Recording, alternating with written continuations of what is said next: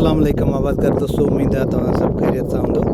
17 अप्रैल 2026 ते असां हिकिड़ी वीडियो रखी हुई जेका असां तव्हांखे ॿुधायूं पिया त कलराठी ज़मीन ते, बिल्कुलु कलराठी ज़मीन ते असां जेको आहे सारनि जी जिन्स शोआ 92 शोआ 92 लॻाई आहे।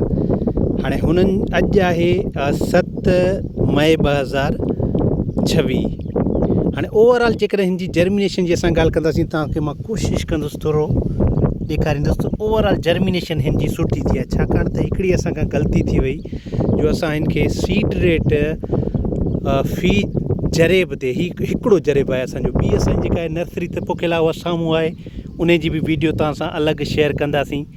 हाणे शोआ 92 जो जेको आहे असां हिते बेजारो डायरेक्ट सीडिंग कई आहे, मतिलबु छट कई आहे, ब्रॉडकास्ट कई आहे असां।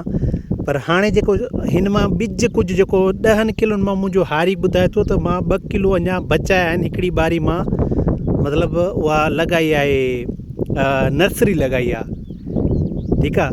माना जेकॾहिं असां हिन खे सीड रेट घटि में घटि असां 15 खां 20 किलो ॾियूं आहे जरेब ते, छो जो कलराठी ज़मीन आहे न, त सीड रेट असांखे वधाइणो पवंदो। हाणे हिन जी जर्मिनेशन भली थी आहे।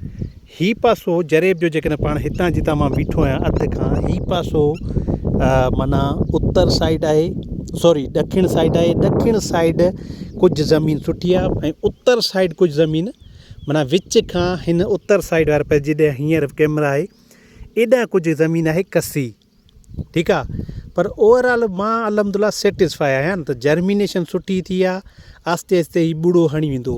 वॾी ग़लती आहे त ज़मीन जी लेवल सही कोन्हे का, माना किथे पाणी घणो बीठो आहे, किथे पाणी घटि बीठो आहे। इहा हिकिड़ी वॾी अहमियत वारी ॻाल्हि आहे त जॾहिं बि असां ज़मीन जी लेवल करायूं त ज़मीन जी प्रॉपर लेवल हुजे। इन बन्ने वारे पासे खां मथां ई आहे, इन पासे पाणी पुॼे ई कोन थो, इहा बि ग़लती आहे। वरी विच ते घणो पाणी बीठो आहे, हिते पाणी घटि आहे, हिते पहुतो ई कोन्हे को, इहे ग़लतियूं न कंदासीं। शोआ 92 जे बारे में माना OP जिन्स आहे, एटॉमिक एनर्जी कमीशन जी आहे। इदारो पाण चए थो जेका ही हल्की कलराठी बनी जे लाइ मौज़ून आहे, पर असां ही किठ कलर वारी बनी में पोखी आहे। त ओवरऑल अल्लाह जो शुक्र आहे हिन जी जर्मिनेशन सुठी थी आहे। हाणे हिन ते वक़्तनि ब वक़्तनि असां जेको आहे हिन खे तव्हां सां वीडियोज़ हिन जूं शेयर कंदासीं। थोरो हिन वारो सुभाणे पाणी जो वारो आहे ऐं अॼु 7 मई आहे, सुभाणे पाणी जो वारो आहे। इंशाअल्लाह ताला हिन खे असां जेको आहे पाणी ॾींदासीं ऐं हिन खे SSP ॾींदासीं असां, सिंगल सुपर फास्फेट जेको आहे फास्फोरस वारो, उहो सोर्स ॾींदासीं। कलराठी ज़मीन जे लाइ भलो आहे। उन खां अलावा सल्फर ऐं ह्यूमिक एसिड लाज़मी इस्तेमालु कराईंदासीं। ज़मीन जी चकास वग़ैरह लाज़मी कराईंदा कयो ऐं अहिड़ियूं जिन्सूं लॻायो जंहिंजे बारे में घटि तव्हांखे मालूमात हुजे, जंहिंजे बारे में इदारा ॿुधाईंदा हुजनि। सो फाइनल ताईं तव्हां सां हिन जा रिज़ल्ट शेयर कंदासीं न, छो जो असां कमु कंदा आहियूं रिज़ल्ट्स ते न। असां ॾिसूं था त मतिलबु आबादकारनि खे जेका शइ मतिलबु ॿुधाई थी वञे, छा आया उहा शइ जेका मतिलबु माना मार्केट में मिसाल कई हाइब्रिड बि जिन्सूं आहिनि न, त उन्हनि जी पैदावार बि जेकॾहिं सुठी आहे त उन्हनि खे तव्हां तजुर्बो ॻाल्हाईंदो न।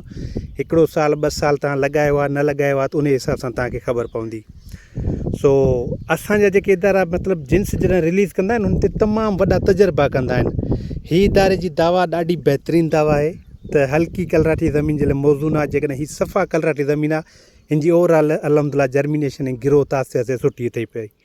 तव्हां सभिनी वॾी महिरबानी।